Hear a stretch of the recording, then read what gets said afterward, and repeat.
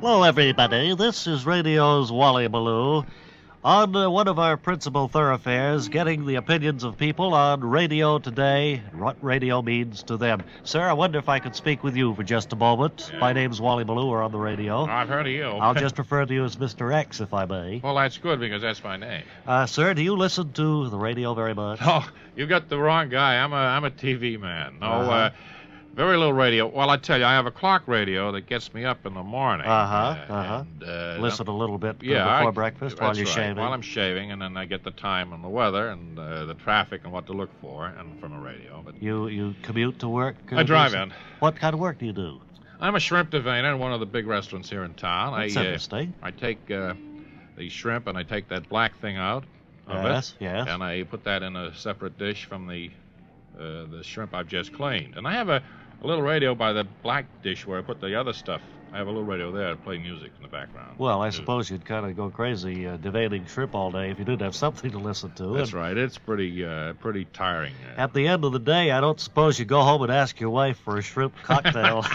No, they always say that. They always say, I bet you hate shrimp. Yeah. And actually, it's not the case. I like shrimp. I still like to eat them. Isn't that interesting? You say you drove home. Do you listen to the radio when you drive in? Yeah, well, I want to get a line In up your on the car. traffic and like that. Now, after dinner, that's when you watch TV, huh? Not as a rule. I'm quite a hobbyist. I have a shop down the basement. I like to go down there and make things out of glass, bottles, wood, ships, and I like to shellac fish. That Yes, I've seen them out on the wall. Things of that sort. I've shellacked 12 dozen shrimp and put it on a plaque, and it's really pretty. Isn't it? It's nice. Can you watch TV while you're working in your shop? No, I have a little radio down there where I listen to music and the news. How many hours of an evening do you put in Well, now? let's see. I go down there after dinner, about 8 o'clock, and I come up around after the 11 o'clock news and head to bed. Head for the sack. Well, sir, you've given me a pretty good account of your entire day, and I don't know whether you know it or not, but you've listened to radio from about the time you get up until you go to bed, and no mention of TV. When do you watch television? I've never missed a football game on the tube. This is multifaceted reporter Wally Ballou speaking from the offices of two of the nicest guys in show business, certainly two of the most talented, as well as being my employers, Bob and Ray. You forgot to mention we're also puncturers of pomposity. But never mind. Thank you, Wally, and we're glad to have this chance to talk to some of the people in advertising and broadcasting. The RAB people suggested, since we've been connected with what we're told are successful, humorous radio commercials for some time, you might be interested in some of our thoughts on the subject. Our commercial business, Goulding Elliott Graybar Incorporated, began 10 years ago following the initial success of the Piels Beer, Bert and Harry commercials. They were the legendary Bert and Harry commercials, right? Thanks, Wally. One of our first jobs was for General Motors Guardian Maintenance through DP Brother Agency of Detroit. Our association with GM has resulted in nearly 150 Guardian maintenance commercials since the inception of the campaign. We had a lot of fun putting together many of the Guardian Maintenance spots, and here's one that stands out as a particular favorite of ours. Time again for Tim and Jim, Guardian Maintenance Men, brought to you by your Chevrolet car and truck, Pontiac, Oldsmobile, Buick, Cadillac, and GMC truck dealer. Joining the boys, an old friend has just driven in. Say, Jim, isn't that our old friend Harvey, who writes children's stories? Hi, Harvey. Hi, Tim. Hi, Jim. Hi, Tim and Jim. Can we help you? Yes, this is my car. My car is red. See my red car? Yes. What about it? I am going away. I am going away in my red car. Go, car, go. Well, Harvey, you probably want our summer travel special then. Yes, I would like your summer travel special. Maybe a quality engine tune-up. It's another of our featured Guardian Maintenance summer services. Yes, yes. And we're also installing seat belts, rotating tires, and balancing wheels. See my dog Spot? My dog Spot is in my red car. I love to run and play with Spot. The pretty red car will go good. When will the red car be ready? When the big hand is on 12 and the little hand is on 5. Now, as a service of your Chevrolet, Pontiac, Oldsmobile, Buick, Cadillac, and GMC truck dealer, here is a list of names of people in this area who have not brought their vehicles in regularly for the important services as recommended in their owner protection plan. Most have already done so, but those who haven't know who they are, and we know who you are. Here's the first group: Morris Claremont, Arthur Skirmahorn, Helen Harkness, Frederick von Berkowitz, T. Wilson Messi, Joan Antonsich, Gilbert Arian, Al Schaefer, and Linda Larkey. Stanford Shule, Ole Olehi, Mary Magoon, and Harmon Myers. This list includes those people who are due for the recommended services in their owner protection plan. Calvin Hoogerman, Joseph Cabibbo, Natalie Attired, Melvin DeGiacomo, Shirley Schechten-Lusengard. I hope I'm pronouncing that correctly. Clifford Fleming, William Heberling, Mary Backstage, Akbar Maitai. Bring your car in now for your recommended Guardian maintenance services and avoid the embarrassment of being reminded on the air. Thank you. In our current Bob and Ray commercials for the General Electric Lamp Department, it was mutually decided between BBD&O, their agency, and ourselves to use a central continuing character in all the spots. We felt that the use of a regular character would provide continuity between the company, its slogan, and its product. We selected one of the many members of our Bob and Ray staff, old-time announcer Kent Lyle Birdley, as the one to proclaim, "Light makes the difference in business, and GE makes the difference in light."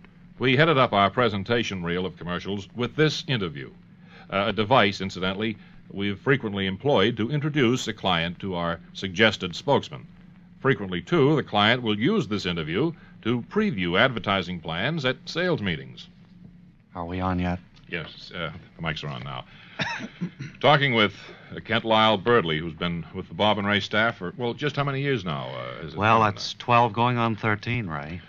And not too unlucky, I might point out, because you have been chosen of all the members of our staff to be a spokesman for GE in the large lamp division. Well, I certainly am most pleased at the appointment, and I feel that my feature highlights and sidelights on the world of illumination should certainly be of help to you and to General Electric. Well, a lot of people would like to know a bit more about you. Well, you just fire away, and All I'll right. be happy to answer any questions you may have. You've been a radio announcer for a good many years. Just when did you start in the business? Well, I started back in the late 20s in Chicago at the time, and I was befriended by Chester Hasbrook Frisbee. I think you remember him as the great Haired Animal Act announcer. He also did a lot of whistling programs around that period.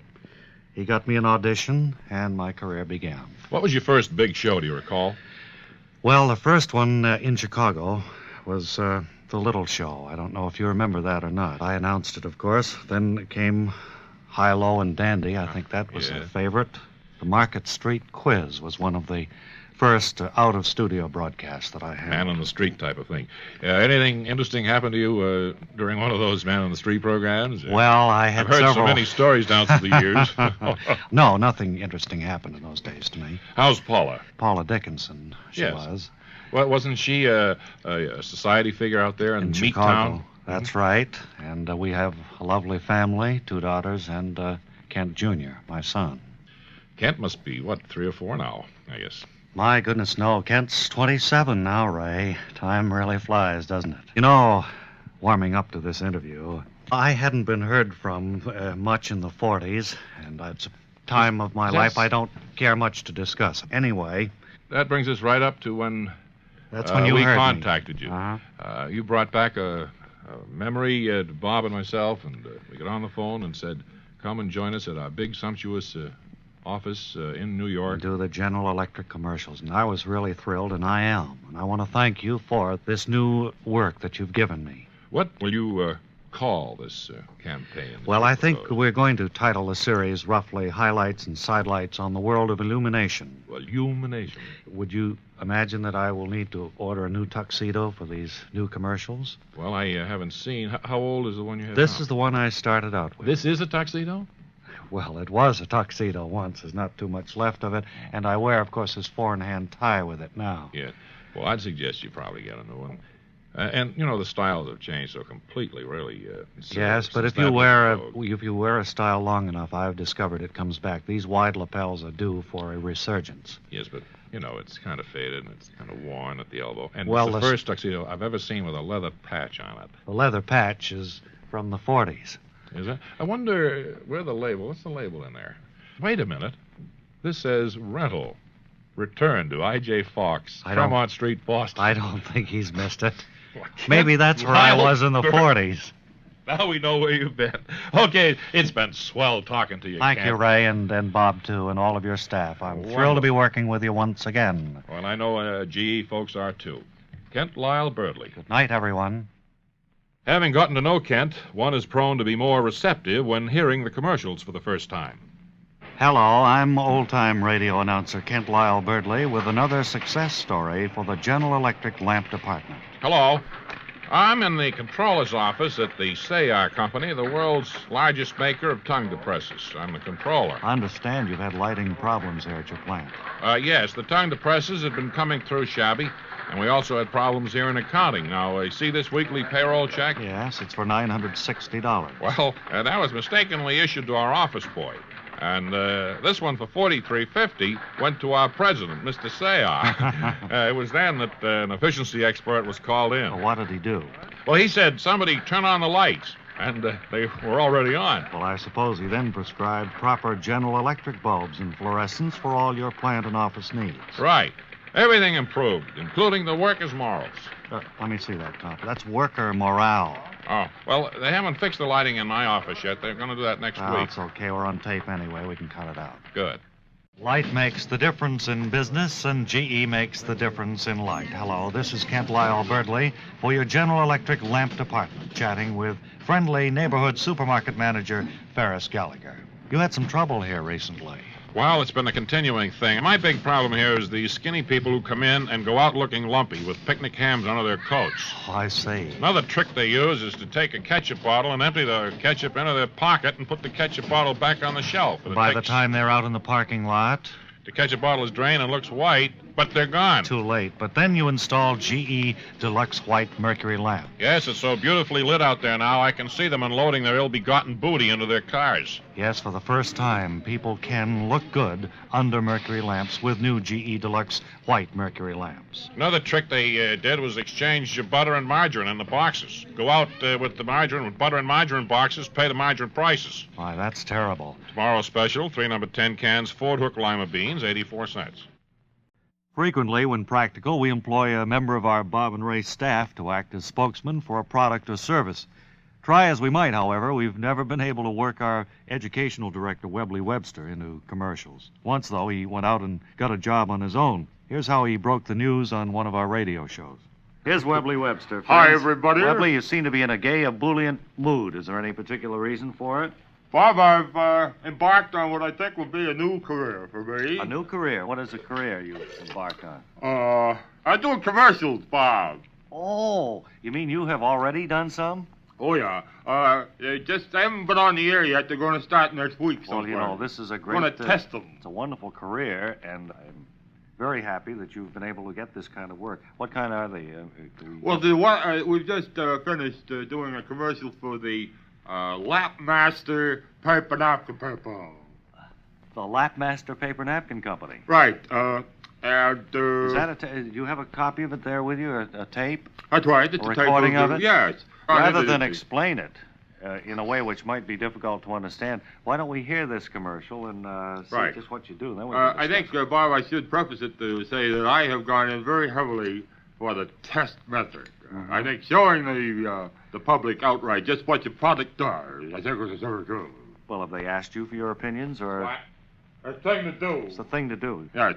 All right, so if you'd play the commercial number one... Okay. It has... Commercial number one, John. Fine. Hi, this is Webley L. Webster, and I'm standing in the testing laboratory of the Neat Home Institute. With me is Chief Tester Theodore Draub. What's going to happen, Mr. Draub? Well, we're going to see if the Lapmaster paper napkins live up to their claim of staying on a person's lap in a hurricane. If it qualifies, we'll award the product the Neat Home Institute plaque. Well, how will this test work? We're stepping into a special wind tunnel, Mr. Webster, we have here at the Institute, at the far end of which are seated 8 people. 4 of them have Lapmaster napkins on their laps, the others ordinary make napkins. I see. And then you will turn on the wind in the tunnel and see which napkins remain on the laps. Exactly, Mr. Webster. Here goes.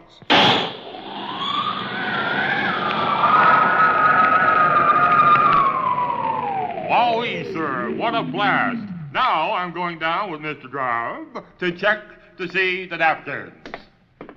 Well, here we are, Mr. Webster.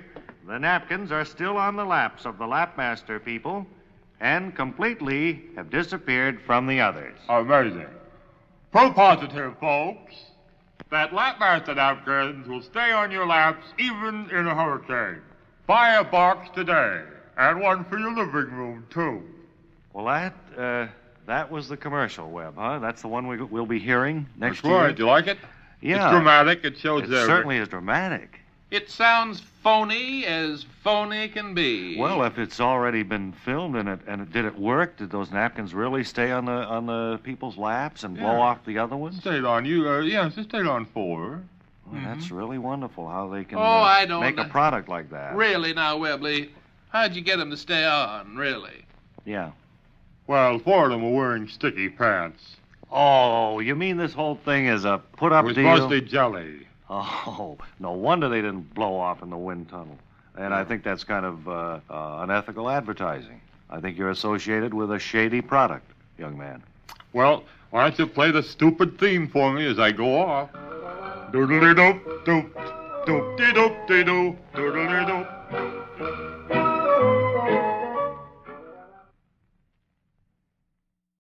On behalf of Bob and Ray's campaign for a transistor radio in every home, this is award-winning reporter Wally Ballou at Professor Matthew E. Pulsiver's Computer Center.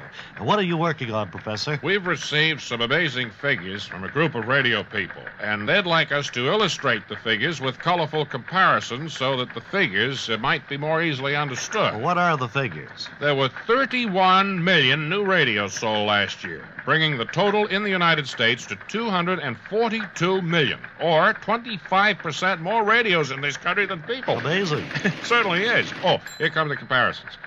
If all the radios in America were loaded into freight cars, it would make a train long enough to stretch from Chicopee, Massachusetts to Berwyn, Illinois. Here's another one. If all the radios were put in one place and turned on at the same time, they'd make a noise loud enough to be heard in Lima, Peru. Now listen to this one. If all the radios of the United States were dumped into the Grand Canyon, it would fill it halfway up and make quite a mess, too. Professor, what does it all mean? Darned if I know. And now, for those of you who turned the record over and are still with us, we'd like to talk about insurance. Wait a minute, come back. Won't be that bad. Oh, he's gone. Well, Wally, that's the very feeling that our clients, Nationwide Insurance, wanted to dispel. And their agency, Ogilvy Mather, recommended a humorous attack. Together, we condensed the copy points to their most important minimum. We stressed the slogan, "The man from Nationwide is on your side," and emphasized the convenience of buying all kinds of insurance from this one man. Individual commercials mention both these points, then specifically single out one type of insurance, life, health, home, or car, as the focal point of the spot. We put this into the framework of a one-minute pseudo-documentary format entitled The Insured. Nationwide Insurance presents The Insured, dramatizations based on the files of Nationwide agents. In today's story, an agent talks to a prospective policyholder. You certainly have a large family. That's why I wanted to talk to you about Nationwide's adjustable life plan.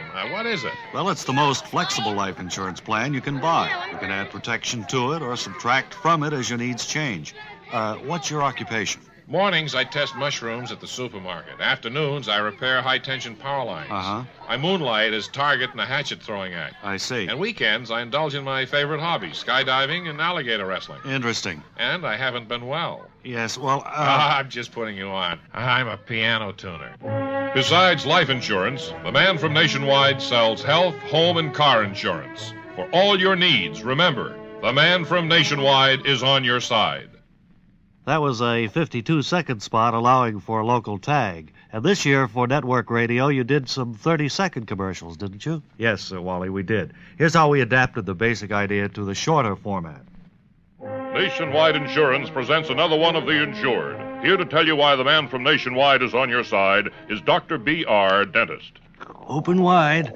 Nationwide gives safe drivers a real break. Feel that?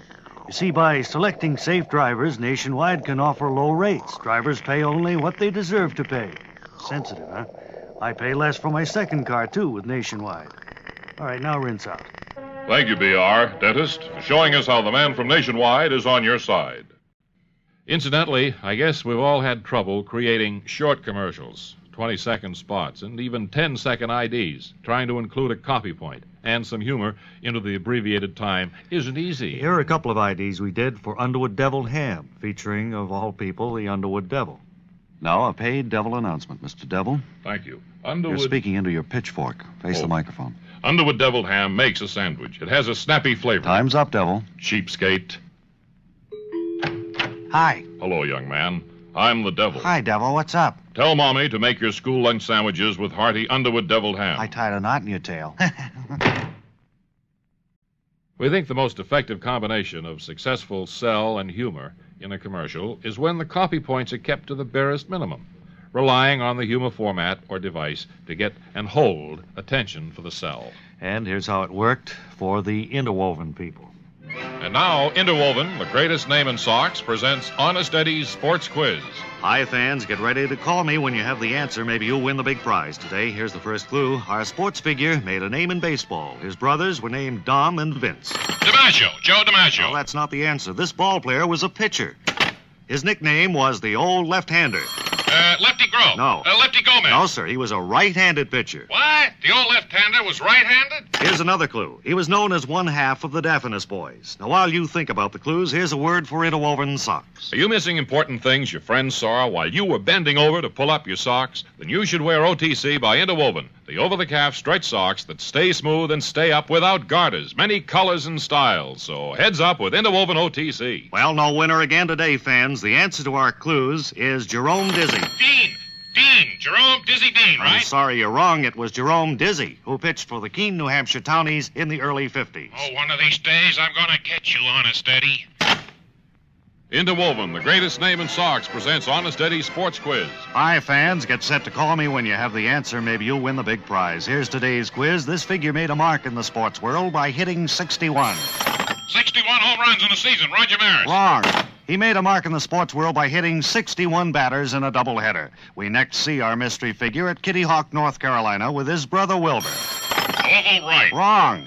Would put Orville Wright in a sports quiz. Clue number 3, something to think about during the commercial. We finally see this genius in Menlo Park. Announcer? Now, eliminate bare leg gap. Those inches of bare leg between your socks and trouser cuff forever. With OTC, over-the-calf socks by Interwoven. They stay smooth and stay up without garters. The genius of Menlo Park was Thomas A. Edison, but since this is a sports quiz, I know that can't be the answer. Then you don't have the answer. No, I don't. I'm sorry, it was Thomas A. Edison. He's a sports figure? Of course he is. Without his invention, there'd be no night games. One of these days, I'm going to get you, Honest Eddie. In the spring of this year, and wasn't it beautiful, the Radio Advertising Bureau asked us to come up with the ultimate in something. It was like a Gainsborough come to life, actually. Commercials using radio to sell radio. The main theme was a transistor radio in every home, with additional emphasis on the portability of radio and its emergency value, the latter point having been underlined by the power blackout of the previous fall. This is radio's controversial, frequently quoted award-winning reporter, Wally Ballou, in behalf of the campaign to get transistor radios in every home. I'm asking people to tell me how radio has helped them in an emergency. Are you, sir? Well, you've got the right guy to ask about radios in an emergency situation. How's that? I'm disaster-prone. I've stumbled upon almost every calamity in the last 50 years. Go ahead, name a disaster, any disaster. Well, Hurricane Betsy. I was right in the eye of that one. Did a transistor radio help you there? It told me what was happening every minute. I even heard myself being rescued on the radio. How about the big blackout? At the time, I was wearing a towel in a steam bath, listening to my transistor. It kept me calm and stopped me from running out in the street that way. That would have been embarrassing. How about the San Francisco earthquake, the Chicago fire? Well, I'm not that old, Ballou. Oh, sorry. However, I was hanging around Wall Street a lot when the stock market crashed in '29. Did radio help you that time? No, I was too busy crying to listen to it. Now, these were sent to radio stations throughout the country as a public service by RAB, which felt humor would get a bigger play on the stations, thus a wider distribution of their message. This is multiple award-winning reporter Wally Ballou on the street in behalf of Bob and Ray's campaign for a transistor radio in every home. Everyone's familiar with radio's stellar performance in crises such as floods, hurricanes, blackouts, and blizzards. And we're going to ask people here on the street if radio ever helped them in such a situation. How about you, sir? Well, every morning it helps me because it gets me up and to work on time because my boss does not tolerate lateness or tardiness. I see. It would be a crisis if you were late. You bet. I get up to nice music and the news. It Good. saves my life. My boss is very cranky, and he's warned me about it, and Okay. that's why, yeah. How about this lady over I don't here? know what I'd do without radio. Yes, sir. Fine. Right. Madam, What? has radio ever helped you in a crisis? It surely has. Just a week ago Tuesday, it saved my life, I think. How was that? Well, I put it in a sock and hit a burglar on the head with it. Here's a burglar type over here. You look like you're on the lam, sir. What a head I've got. This is Wally Ballou, and Bob and Ray, I'd like to ask you a question. For all the commercials you've made over the years since the founding of your firm, there must be some special favorites that stand out to you. Can you take us back through memory lane and play a few? How about one of those early Peel Brothers ones? Well, that was the very beginning of our wonderful firm. This is Bert Peel. And this is Harry Peel. Peel's tastes best of all because it's driest of all. Remember that, viewers. Peel's... Excuse me, Bert. Friends, my brother is so enthusiastic over our wonderful beer that, well, sometimes, without meaning to, he offends an occasional viewer. Offends? Well, I'm sorry, Bert. We've had some letters, and a lady in New Jersey said that you... I'm sorry. You go ahead. No. I've tried to tell people how delicious our beer is, how it will bring happiness into their nice homes. Somehow I've offended. You tell them, Harry. They like you. You're personable. I'm offensive. Goodbye, consumers. Well, I'm sorry he's so sensitive. I never should have... Bert! Bullseye. Proof. Peel's aims for dryness, and we don't miss. Well, as Bert, thank goodness, says, if you taste it and smack your lips, it's a product of Peel Brothers, Brooklyn, New York, most likely. Unquestionably, Harry. Well, now that we've heard Bert and Harry, how about some others? We'd be delighted to play them.